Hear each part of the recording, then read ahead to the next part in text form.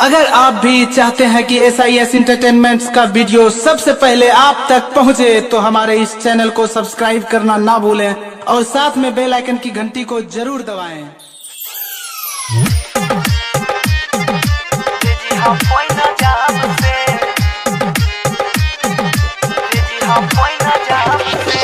Music director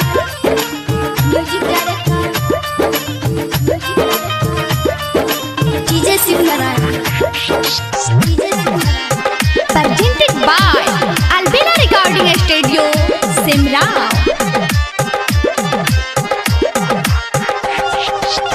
बुढ़िया के बोली सैया सहवान याब से, बुढ़िया के बोली सैया सहवान याब से, हमारे खाता पर पैसा भेजी ह पैना जाब से। बाप तोहर बोलै छ बड़ा कारुआब से, हमारे खाता पर पैसा भेजी ह पैना जाब से।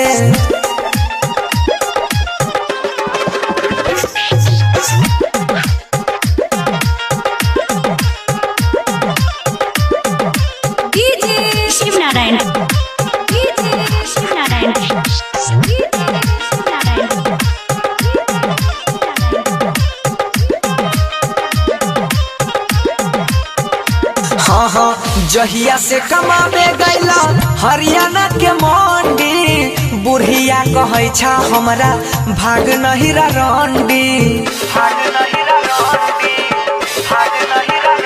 ये हो जहिया से कमावे गैला हरियाणा के मंडी, बुढ़िया कहे छा हमरा भाग नहीं रंडी।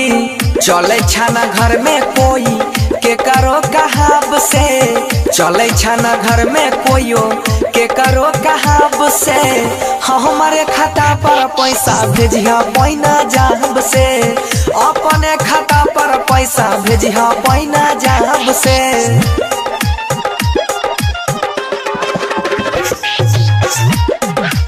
presented by Albina Recording Studio Simra। DJ Shivnarayan